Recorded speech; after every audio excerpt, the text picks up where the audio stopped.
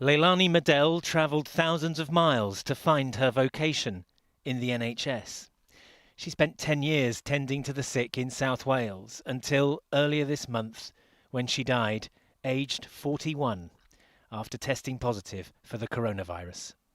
Leilani is a very caring person, and she does everything to help other people. And that's the way, the nature, most of us Filipinos, because that's why we chose this profession. And Marissa has her own theory about why so many Filipino health professionals are falling victim, a combination of equipment shortage and a fear of speaking out. Many Filipinos have been affected with this COVID-19 because we don't have enough PPE. We just get on with our job. We cannot complain, I think, because we are afraid, or maybe we are frightened that we lost our job or we will be reprimanded. The government has acknowledged that the virus is having a more severe impact on healthcare staff from minority ethnic groups. They say they're looking into it.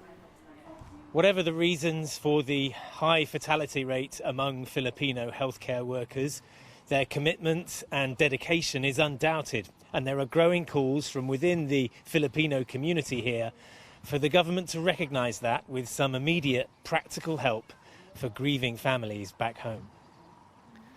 Donald Swelto was a nurse in a hospital in London. He died of suspected coronavirus alone in his flat 3 weeks ago, after the police informed his only relative in the UK, a niece who lives in Scotland. She spent another week trying to find out where his body had been taken.